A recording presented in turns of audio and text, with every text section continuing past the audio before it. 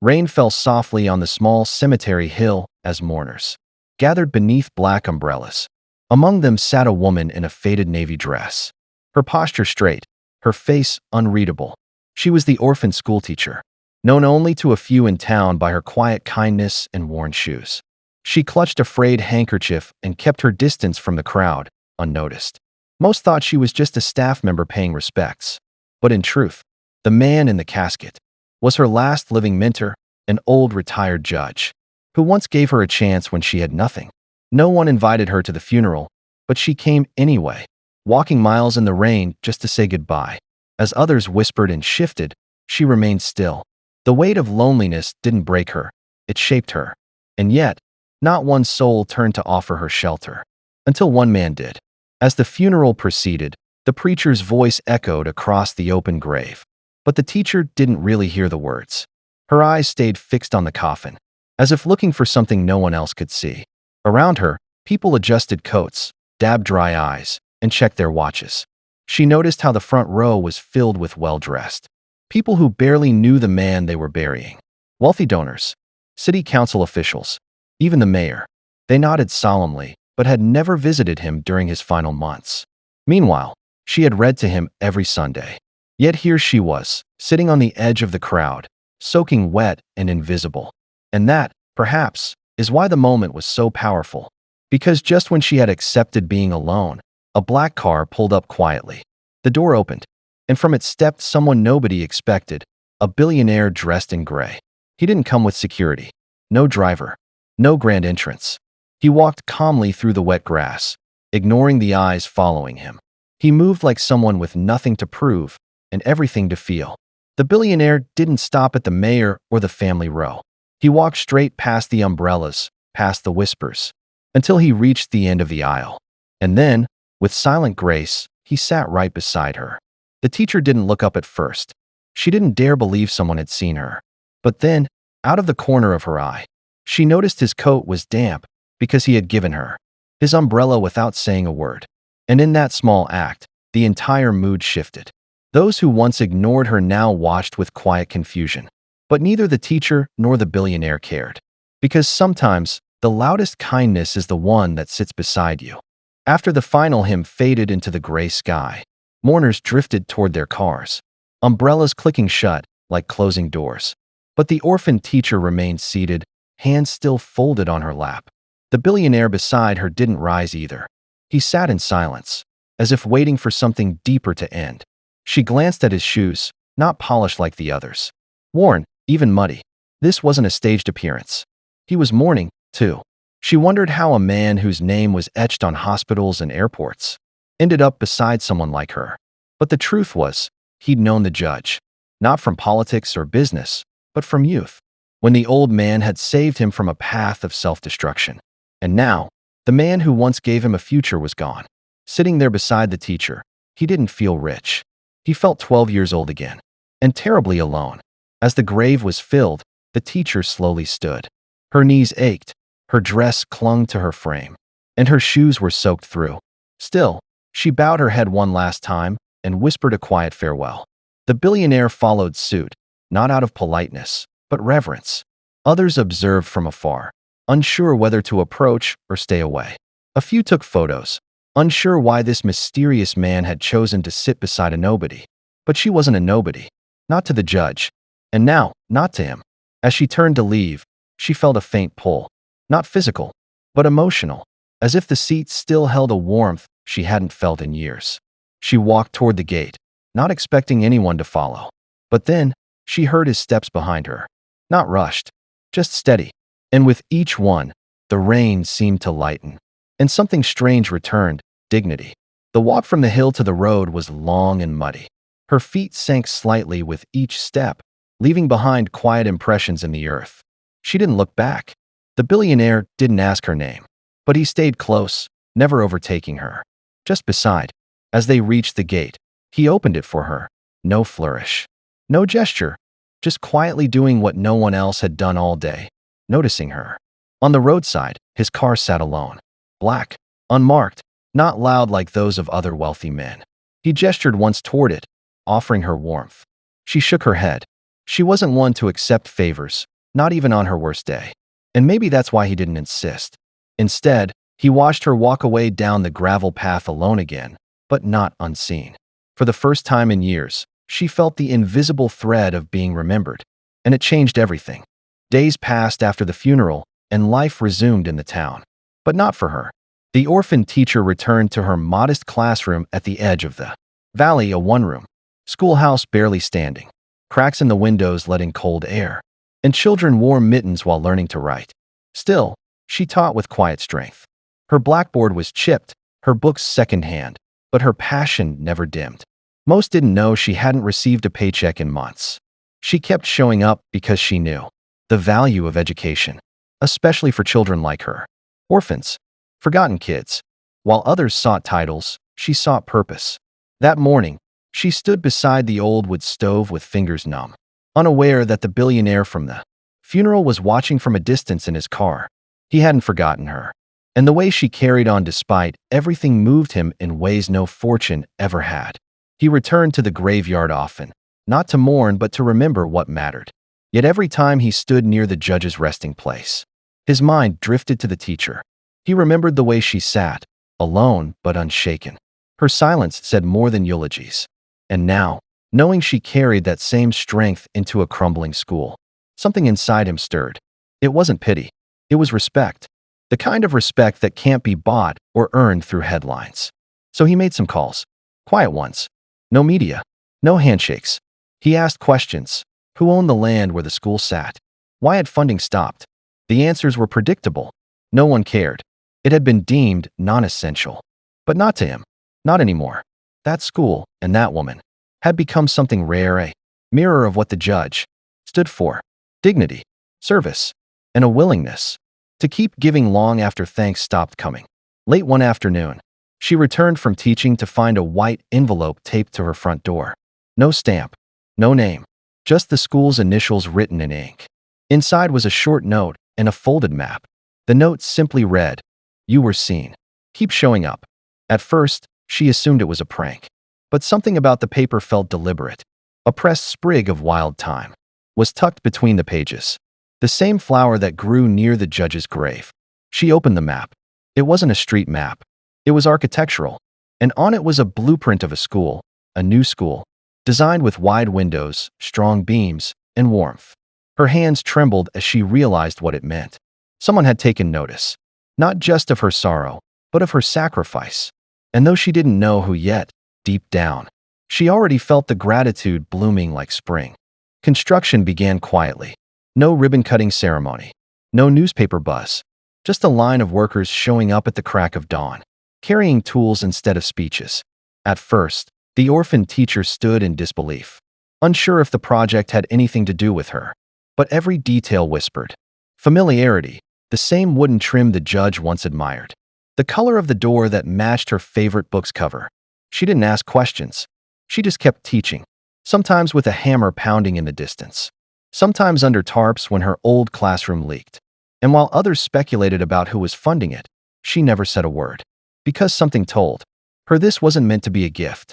It was meant to be a continuation of legacy, of service, of hope.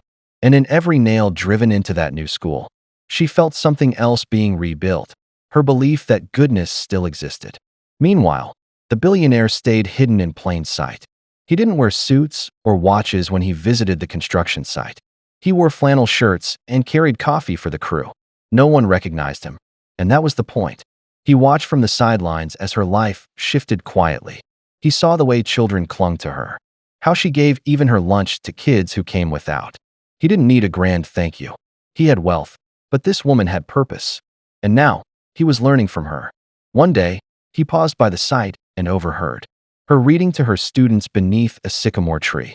The children listened like it was magic. And that's when he realized this wasn't charity.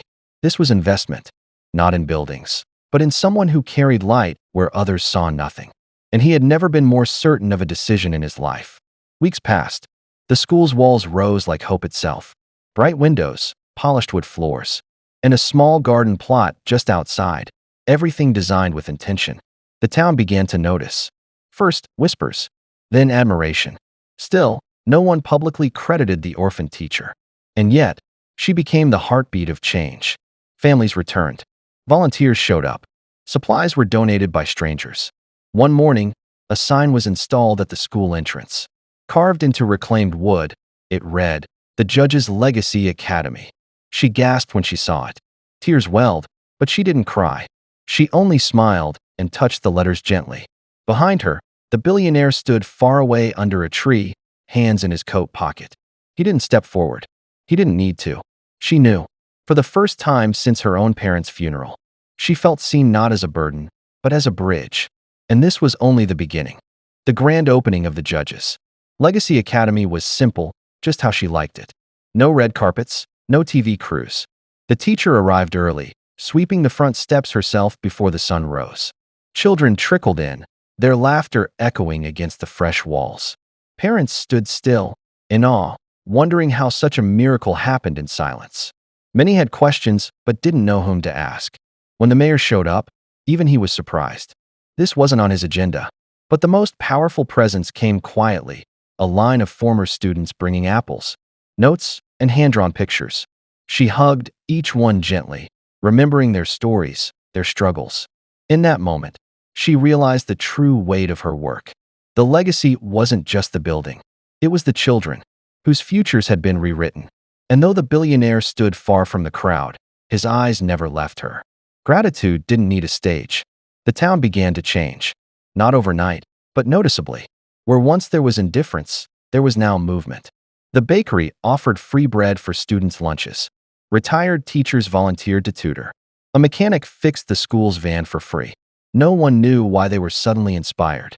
But kindness spreads without a nameplate. Still, the teacher remained grounded. She didn't take interviews. She didn't seek praise. She just taught. And in her quiet way, she taught the whole town how to care again. One chilly morning, a girl handed her a note. It read, "I want to be a teacher like you, even if I have to be poor." She folded it into her coat pocket and didn't speak a word. But inside, something bloomed. The kind of joy that can't be bought. Somewhere nearby, the billionaire read the same note. Because the little girl had written 2 copies and left one on his car. The seasons changed. Winter came, soft and slow. But for the first time, the school didn't close from cold. It stood firm, warm inside, filled with books and stories and new coats donated from unknown sources. The teacher worked late into the nights, not for grades, but for growth. She created weekend classes for struggling kids, art nights for single mothers, and garden clubs for children with no backyard. And through it all, someone kept leaving small boxes at her doorstep. Fresh supplies, tea, a hand-carved bookmark. No notes, no credit. But she knew. She always knew. One snowy night, she paused at the window and whispered into the silence, "Thank you."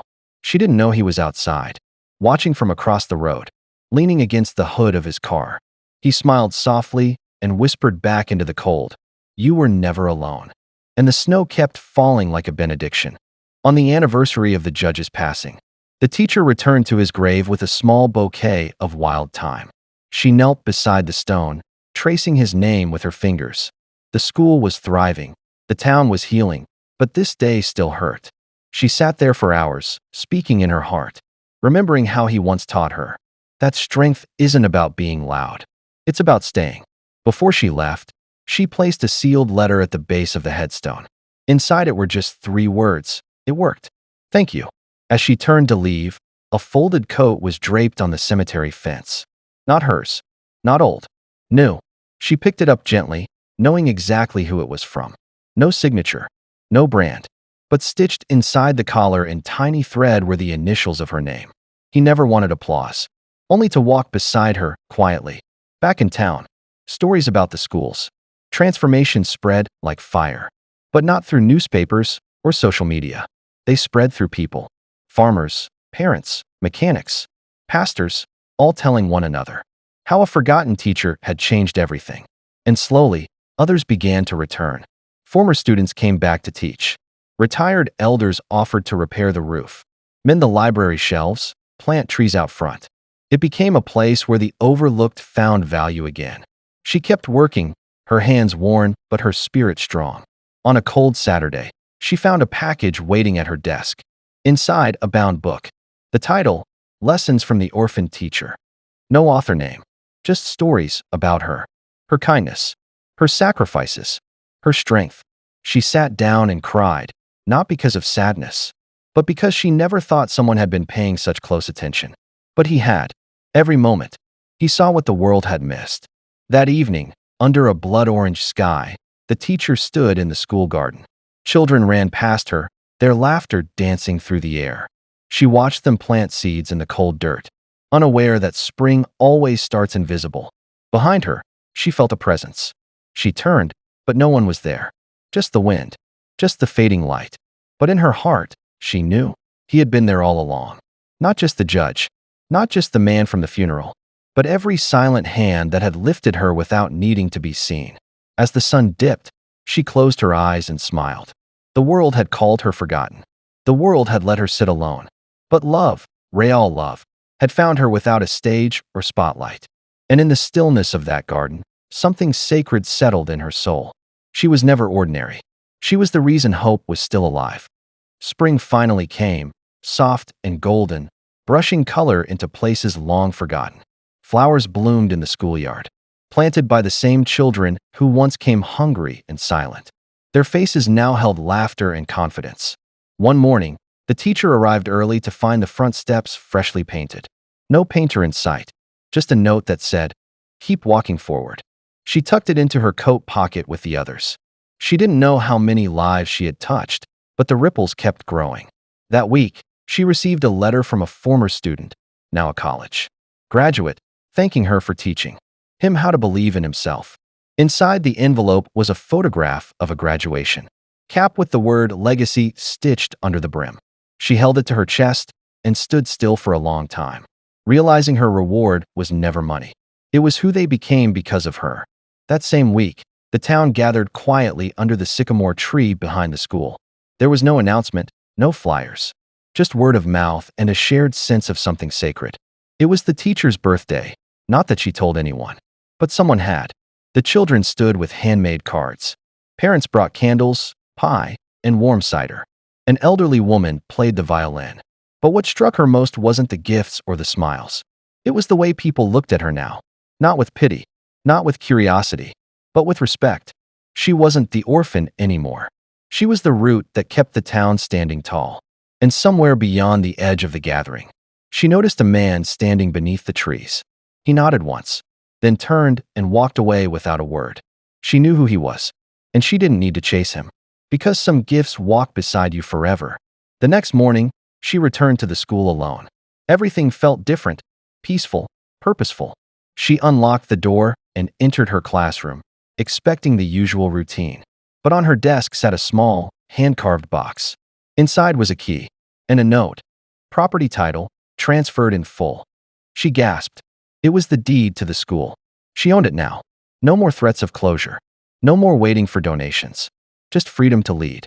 The handwriting was familiar, steady, thoughtful. She sat down, overwhelmed. Not by the power of the gift, but by the trust behind it. That someone saw her worth so deeply, they placed a future in her hands. She placed the key in her pocket, wiped her tears, and turned toward the windows. Outside, children played beneath the morning sun, not knowing they were walking on the foundation of her sacrifices. And she smiled, because this was her legacy. Years passed, and the school became more than just a building. It became a living memory of resilience, of quiet love, of everything one forgotten teacher had given the world. Her hair grayed, her steps slowed, but her spirit never dimmed. She taught until her hands trembled, until the chalk could no longer hold steady lines. But still, she showed up. Every child that passed through those doors carried a piece of her with them. On her final day, she sat at the same desk where it all began. The sunlight poured through the windows like a final blessing. One by one, her students, now parents, now leaders, came to thank her. No speeches, no ceremony, just presence, just love. And in the stillness of that final bell, she looked toward the back row and imagined the judge, the children, and the billionaire, all sitting there. And somehow, it didn't feel like imagination at all. After her passing, the town changed forever. They didn't mourn loudly. They honored her in the way she lived, with action. The school was renamed. the seat beside her school. A single chair remained empty at every assembly, symbolizing the space she once held and the quiet space she always made for others. People still asked who funded the new library, the expanded garden, the scholarship programs. But no one had a name, not officially, until one day, a bronze plaque appeared at the base of the old sycamore tree. It read, "In honor of the man who sat beside her when no one else did." No name, just a story. Visitors came from far and wide, not to see monuments, but to feel the spirit in the halls. And every time a new teacher entered those doors, they were reminded, the smallest acts, the quietest choices, those are the ones that change everything. One spring morning, a little girl walked into the schoolyard carrying a wildflower bouquet. She didn't know the teacher, but her grandmother had told her stories of courage, rain, and a funeral where love sat down quietly. The girl placed the flowers on the front step and sat beside them, waiting. Moments later, a boy joined her. Then another. Soon, a row of children sat in silence beside those blossoms. They didn't speak. They didn't need to. The garden bloomed around them, the wind gentle, the air still. And from a distance, an old man, now graying himself, watched them from the hill. The billionaire who once gave quietly had returned once more, this time not to build, but to witness. He smiled, eyes full, knowing the world had remembered her not through fame, but through presence, through children, through kindness, through the sacred power of sitting beside someone when no one else will.